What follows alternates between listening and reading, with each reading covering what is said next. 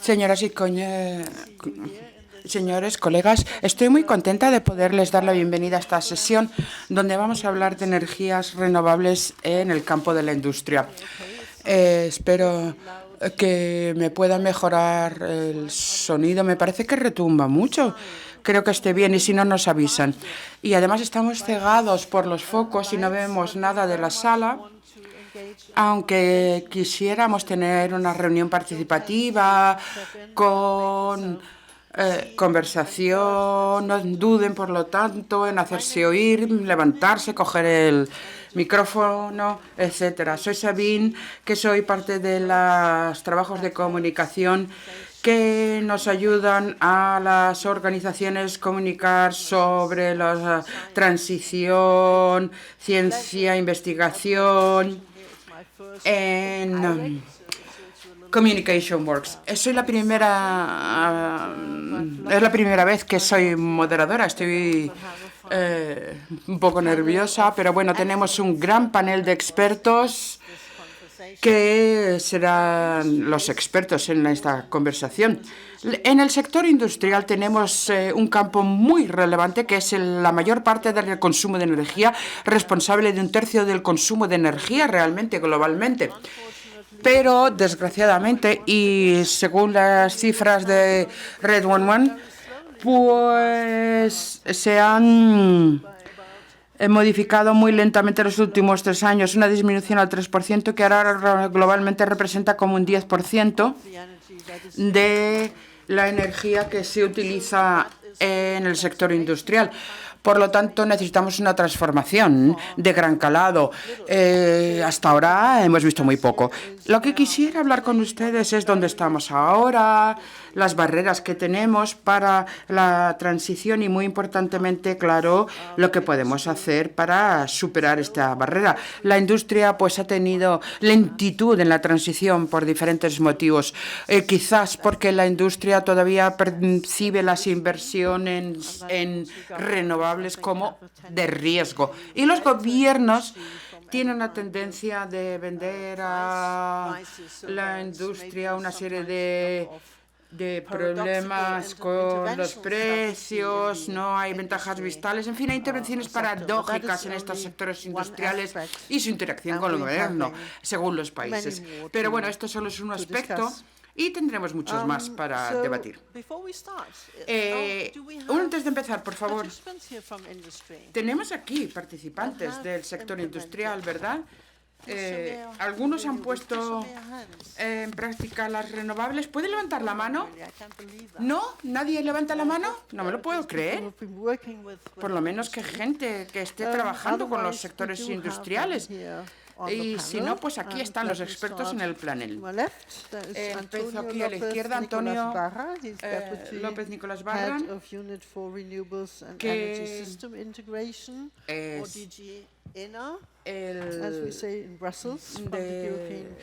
subdirector de renovables y la política de integración de energía en Bruselas, y aquí está la revisión de la Directiva de Renovables de la Comisión Europea dentro del paquete de objetivos al 55, el Fit for 55. Antonio explicará lo que es. No es un paquete general, es una cosa distinta con objetivo 55 y el Plan Energético de Europa RePower. Repotenciar Europa, que es un nombre bastante intrigante. Después tendremos a Paloma Sevilla, que es directora general de IELEC en España, ¿no? Que es la Asociación de Eléctricas en España, ELEC. Y antes de esto ha desarrollado carrera profesional en sectores relacionados energéticos y ha mantenido puestos en Siemens, Alstom y General Electric, y también ha sido miembro de Alstom Hydro. La siguiente persona, Iskander Bukhanov, de otra parte diferente del mundo, ¿verdad? En Tashkent, Uzbekistán. Uzbekistán. Estaremos hablando de las antiguas repúblicas socialistas soviéticas. Y bueno, ha investigado, ha sido el country manager para Siemens y Silverstone y ha estado en el Banco Mundial. Y ahora pues ha emprendido programas de distribución eléctrica en Uzbekistán. Y también en la industria, claro, de renovables tendríamos que hablar también del hidrógeno. Así que tenemos al Senior Expert in Heavy Industry Transition and Low Carbon Hydrogen at South Pole. And leads the Hydrogen for Net Zero Initiative, which is a global el hidrógeno en el polo del sur, en la plataforma de hidrógeno para cero neto, como iniciativa HZN, que dirige en el polo del sur sobre este tipo de trabajos de hidrógeno y es responsable para el desarrollar nuevas oportunidades. Y ahora volvemos a España, donde tenemos David Treboyer. Me es difícil pronunciar el apellido, de Protermosolar, que es una asociación de la energía solar térmica en España, que hemos visto varios desarrollos interesantes aquí en España. Y finalmente, aunque no menos importante, claro, tenemos a Alexandra Turulavkaviche. Mira que nos conocemos desde hace mucho tiempo y soy incapaz de pronunciar tu nombre, lo siento. Turulavkaviche. Bueno, dirige la política de actuación en COGEN Europa, que es la Asociación Europea, como saben, que promociona la cogeneración de calor y potencia, que les damos la bienvenida a todos, por supuesto, la bienvenida a todos en la sala. Y tengo que decir que aunque no nos estén retransmitiendo en vivo por streaming, nos van a grabar. Y pueden utilizar el hashtag Spirec23 y para las relaciones con los medios, a ver si podemos fomentar la conversación y que se hable de este evento. Muy bien, pues ahora llega el momento de hacer preguntas. Quisiera comenzar preguntándote a ti, Antonio. Tienes todos estos paquetes con estos nombres tan maravillosos. ¿De qué tratan entonces? La industria, ¿qué papel desempeña en todo este movimiento? ¿Y cuál crees tú que son las fuentes y tecnologías más prometedoras para el sector, pensando en un horizonte de unos 10 años? Bueno, muchas preguntas, muchas gracias. A ver si puede ser. Sí, solo tienes unos minutos, es verdad. Buenas tardes a todos. Para comenzar, yo diría que tenemos el Pacto Verde Europeo, el Green Deal, que es la emisión neutra para el 2050 con una reducción de emisiones del 50%, como saben, para 2030. Esta es nuestra política de actuación fundamental en términos del clima y la energía, el Pacto Verde y el Tratado del Pacto Verde. Y después, debido a la invasión de Rusia contra Ucrania el año pasado, pues hemos lanzado el Plan Europeo REPower, que profundiza la agenda de retirada de combustibles fósiles para no ser tan dependiente de los combustibles de Rusia y los combustibles fósiles. Pues con los dos, el objetivo 55 y repotenciar Europa, necesitamos llegar al 45% en el mix energético para 2030. Ya estamos en el 22, o sea que estamos hablando de duplicar la cuota de renovables en el mix en 10 años. Por lo tanto, tenemos que acelerar el despliegue de las renovables en la Unión Europea, mucho más que lo hemos hecho en la última década, que es desde luego un desafío. Y todos los sectores tienen que contribuir si es que queremos hacerlo de forma rentable. Y en el sector industrial, como has dicho, pues es verdad, representa un 32% de la demanda energética global.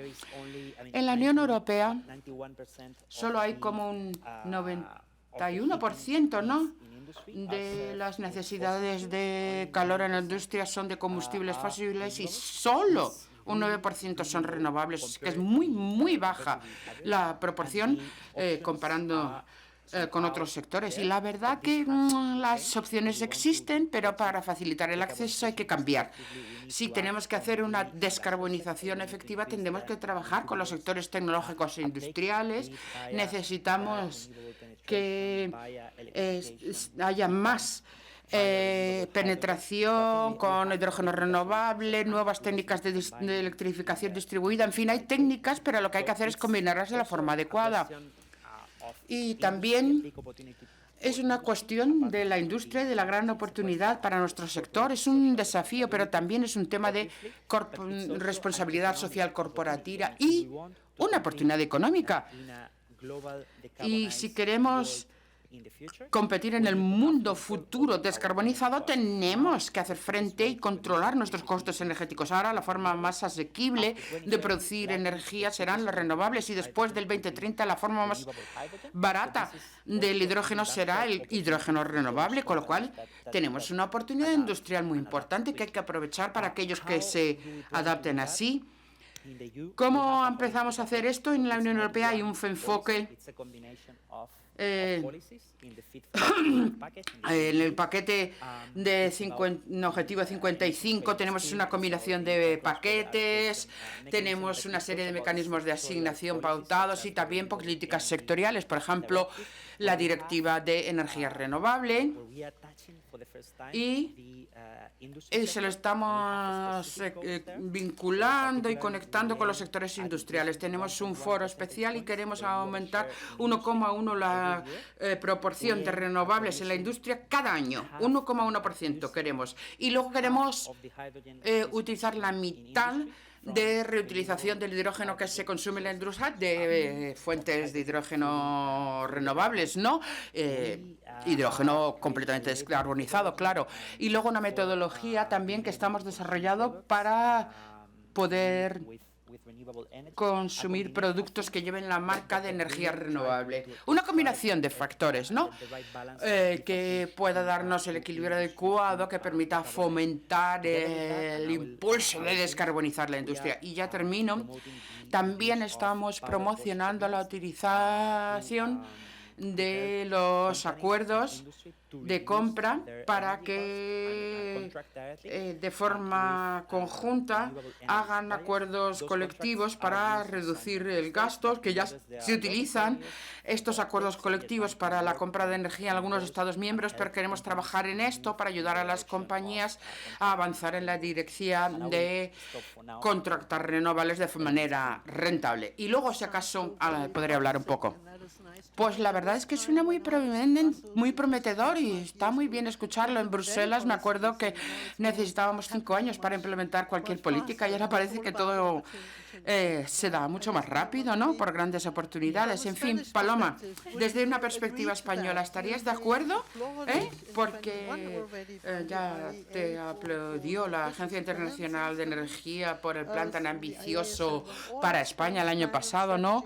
Cuando todos los planes y estrategias de España se implementen, tendremos un sector energético completamente diferente cuando los combustibles fósiles no prevalecerán.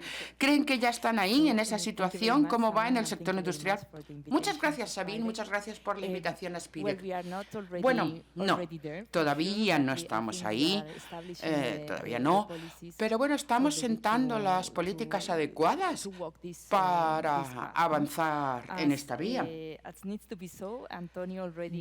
Bueno, pues como ya Antonio ha mencionado, que ya ha dicho la mitad de lo que yo quería decir, es que los Estados miembros tenemos que seguir las tendencias del mercado interno y fomentarlas, con lo cual estamos intentando proyectar el plan de Repower en la Unión Europea a nuestros propios objetivos para renovables. Con nuestro gobierno, los objetivos de renovables y su contribución al mix energético está aumentando. Y luego también tenemos este programa de inversión en la reducción al 22%, que es enorme para nosotros en el sector de potencia, pero también en el otro sector no energético. Pero bueno, en el sector energético tendríamos que realmente duplicar nuestras cifras en 7 años.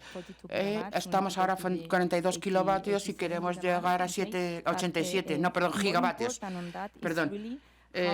Y lo más importante es cómo desplegar las políticas de actuación para aprovechar las ventajas para los desarrolladores y la industria, y aprovechar lo que dijo Antonio sobre los precios de los renovables y cómo podemos transferir esta ventaja económica a la industria. Estamos de acuerdo que la PPA es lo que realmente tenemos que desarrollar, ¿no?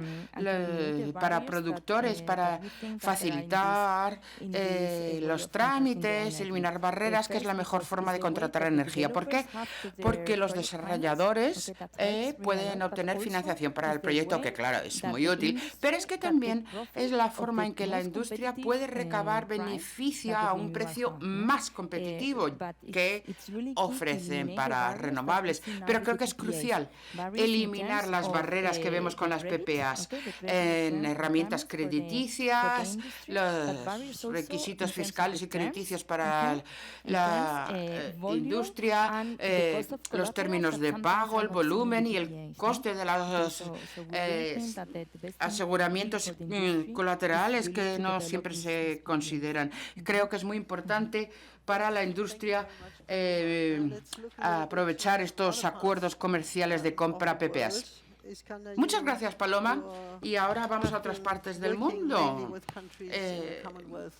Ha estado en estados independientes de la Commonwealth: Armenia, Azerbaiyán, Kazajstán, Kirguistán, Uzbekistán, Moldova, Turkmenistán, Tayikistán. No sé si he repetido alguno.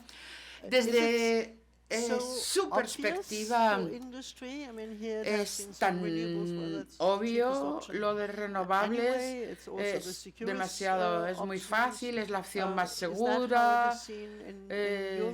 ¿Cómo se ve en su región de trabajo?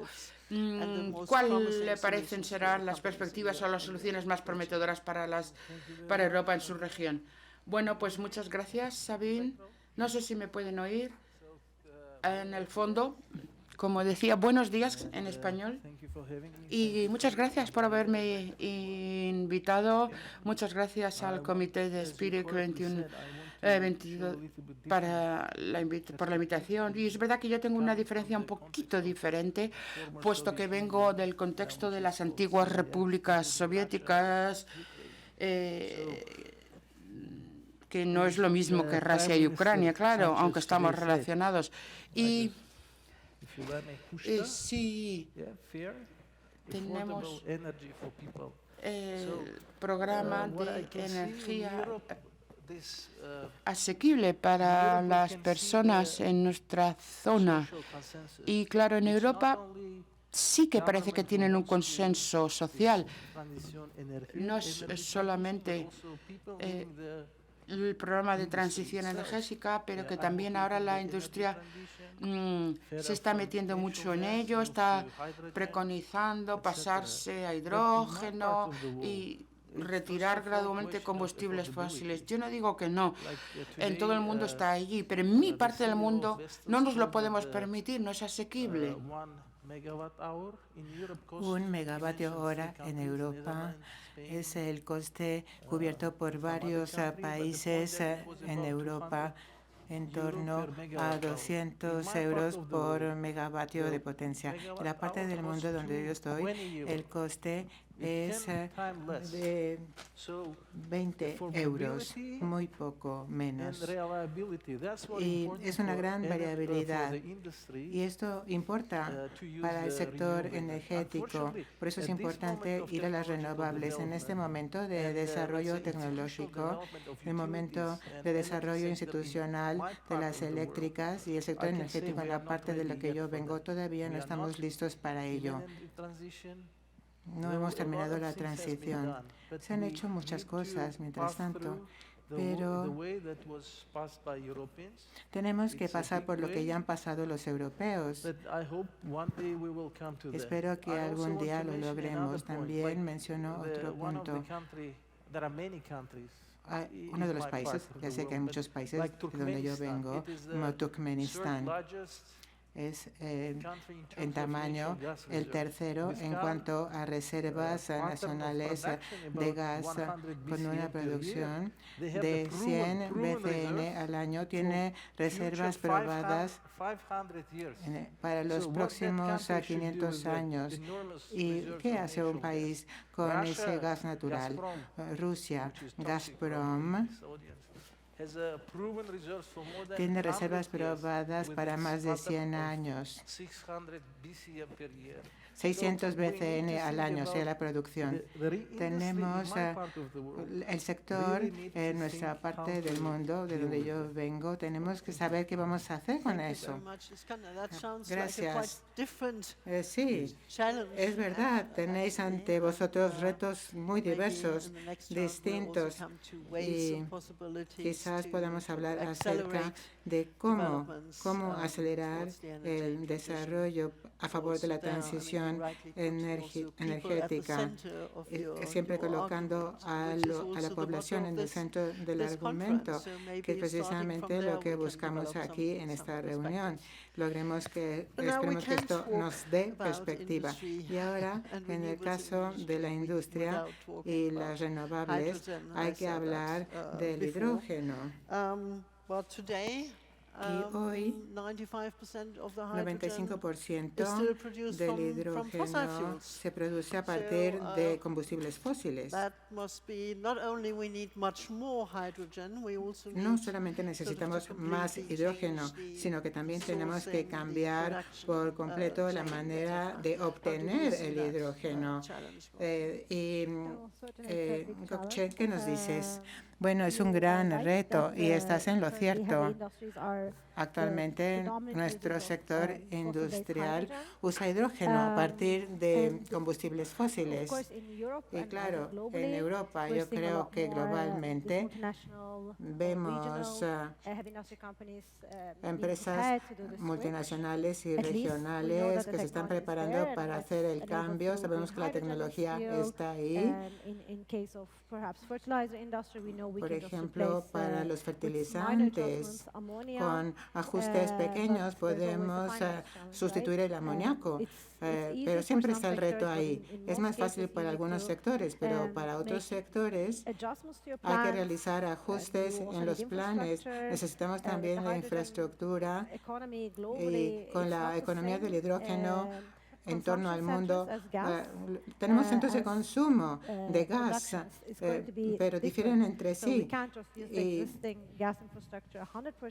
no podemos acudir al 100% a la infraestructura de producción de gas, y los cambios se van a realizar con costes añadidos. Y en algunos casos en Europa tenemos el verde premium para algunos materiales, por ejemplo, en el acero, para poder repartirse el coste de la transición, pero quizás no sea el caso de otros sectores. En el caso del amoníaco, por ejemplo, no tenemos el green premium, este verde premium. Y es importante lograr el amoníaco verde, amoníaco ecológico, algo muy importante para los fertilizantes.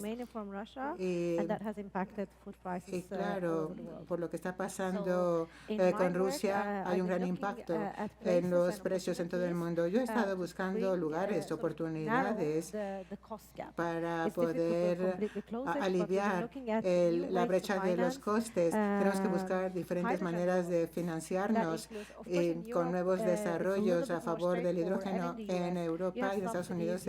Digamos que estamos más canalizados con centros de investigación y muchas personas que están a la espera de recibir ayudas una vez que se lleguen a los acuerdos en Estados Unidos. Tenemos una ley En los últimos 2 a 3 años oímos hablar del hidrógeno por todos lados, pero se han hecho pocas decisiones para una inversión definitiva. Y hay países que sí pueden adoptar una economía del hidrógeno y sí que pueden hacer la realidad en Latinoamérica, en Brasil, en Paraguay, en Namibia. Son países muy importantes, pero en ausencia de la posibilidad de sustituir, si no pueden sustituir fácilmente el carbono, va a ser difícil. En mi empresa, parte de mi trabajo es atender a los bonos de carbono y también las políticas a seguir entre los países y también el manejo de fondos múltiples, por ejemplo, fondos tecnológicos. Yo busco oportunidades para encontrar nichos empresariales que atraigan a los inversores. Esta es una ruta para que inviertan en proyectos y también estamos buscando oportunidades para poder financiar la política que ayude a descarbonizar. Esto en todos los sectores industriales. Y también parte de mi trabajo, algo que me parece muy importante de cara al futuro,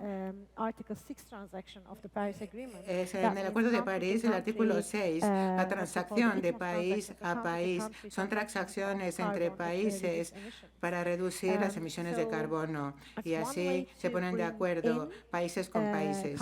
Y tenemos la financiación. Tenemos países que son sumideros naturales de carbono y países que están dispuestos a comprar bonos de carbono, como Japón y varios países africanos, Namibia, por ejemplo, Paraguay. Son países que son sumideros naturales de carbono, no tienen emisiones importantes de carbono y entonces aquí se puede hacer una compensación entre país y país y eso es lo que estamos intentando hacer. Estamos trabajando también con los recursos financieros, especialmente para que en el sur los países puedan hacer lo que se llama el repay, el repago, y para poder también bajar los precios de los alimentos gracias a la vez que se descarboniza. Y también la industria del aluminio predomina en América Latina, también de acero, de cemento. Y claro, hay que saber cuáles son las industrias que predominan y cómo poder ayudarlas. Y esto es lo que me ha venido a la cabeza y quería compartir con ustedes. Sí, Carbon Finance, las finanzas en torno al carbono y también el comercio, el mercado de los bonos de carbono, lo retenemos. Y el hidrógeno quizás no esté a la vuelta de la esquina, todavía no esté cerca de nosotros. Parece que puede haber otras soluciones. Quizás, David, nos puedas hablar para ciertos sectores, quizás no para todos los sectores. Para el acero nos preguntamos, pero no lo sabemos. ¿Qué puede hacer termosolar, Protermosolar? Gracias por esta invitación. En nombre de Protermosolar, estoy encantado de estar aquí con ustedes. Y yo quisiera decir que aquí lo crucial es lo que Antonio ya dijo antes. Hay que descarbonizar en un 45% de aquí a 2030. ¿Y cómo lo vamos a hacer? Bueno, pues para dar respuesta a esta pregunta, permítanme referirme a Protermosolar, porque de alguna manera es la respuesta a esta pregunta, porque ¿qué es lo que estamos haciendo en Protermosolar? En 2004 surgimos. España es el primer país en capacidad instalada de eléctricas concentradas en energía solar. Y nos concentramos en dos propósitos principales. El primer objetivo, ya mencionado, producimos calor y al mismo tiempo, gracias a este calor, también producimos electricidad, pero no vamos a hablar de esto aquí.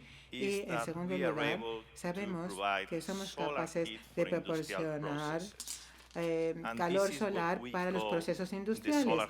Y a esto lo llamamos que es para el autoconsumo. Es como el fotovoltaico, pero con calor. Y eso es lo que estamos haciendo. No sé si conocen la tecnología. Básicamente, lo que hace la tecnología es concentrar la radiación solar en un punto o en una línea.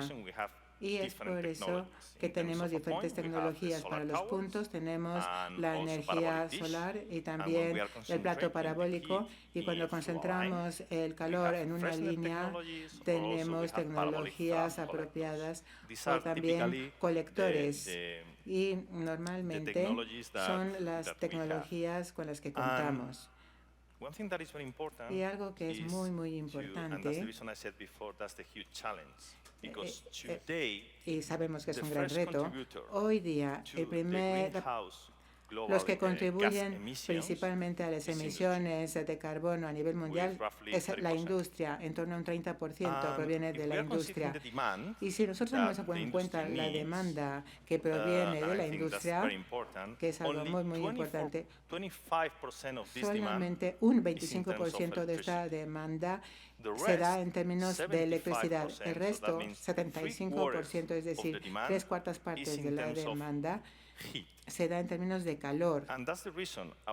Y es por eso que es crucial lo que proporcionamos nosotros, porque desde el punto de vista térmico, solamente el 9% de este calor viene de las renovables. Y hoy podríamos decir que este calor es a baja temperatura, a media temperatura y a alta temperatura. Y esto significa que los procesos industriales por debajo de 100, 150 grados sería baja temperatura, media temperatura entre 150 y 400 grados y alta temperatura para la industria estaría por encima de 400. De manera que vamos a concentrarnos en la media y la alta, porque un 70% de este calor se va a dar en estos rangos de temperatura y es el lugar perfecto para nuestra propia tecnología CSP, la energía solar concentrada. Podrías decir, pero David, esto es solamente para el sur, pero ¿qué pasa con el resto de los países? Y la respuesta es, bueno, sí, cuando estamos produciendo electricidad con esta tecnología, claro, decimos que no cuando estamos hablando de calor solar para el proceso industrial, porque en Alemania, en Polonia, en el norte, hay suficiente radiación solar para producir este tipo de temperatura para estos procesos industriales. Y también podrían preguntarme, ¿pero a qué coste?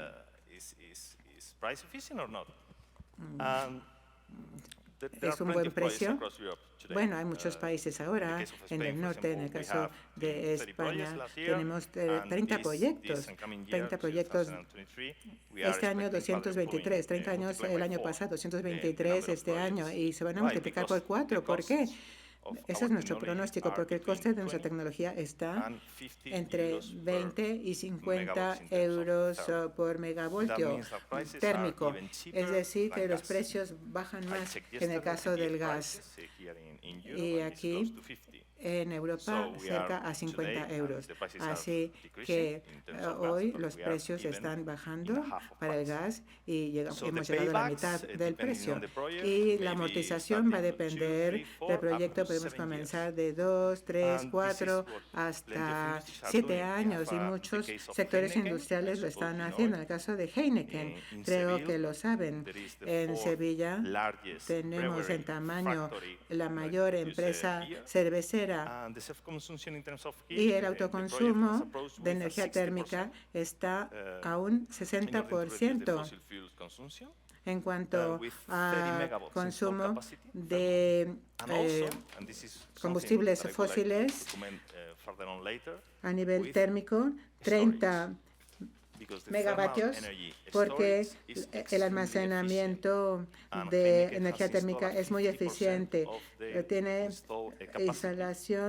capacidad instalada de 50% y puede satisfacer las entregas de aquí a 2027. Y eso es lo que puedo contar y puedo contarles más. ¿Qué coste tienen en mente por megavatio? David, ¿qué cifra nos das? ¿Algún número desde el punto de vista del coste de la producción de calor con solar thermal? Hoy día con el gas está en 20 a 50 euros de megavatios terma, que se compara muy bien con los precios de gas que tenemos actualmente. Gracias. Alexandra, tú trabajas con la cogeneración. Tradicionalmente se ha basado en combustible fósil. Para la industria normalmente sigue trabajando con combustible fósil. ¿Cuál es el estado ecológico de la cogeneración y qué posibilidades prevés para que la cogeneración entre más en el campo de las renovables? Gracias, Sabina. Gracias, Spirek, por esta amable invitación. Sí, la cogeneración busca la eficiencia en la producción industrial, 60 gigavatios de capacidad instalada en el sector y corresponde a un 8% de la electricidad producida. Es un 8 a 10% de la electricidad producida en Europa. También tenemos autoconsumo, que quita presión de la red eléctrica. Tradicionalmente, la cogeneración se ha visto como una solución eficiente energética comparada con las tecnologías convencionales como las calderas, y sacar electricidad de la red eléctrica se ahorra en torno a un 7% de energía.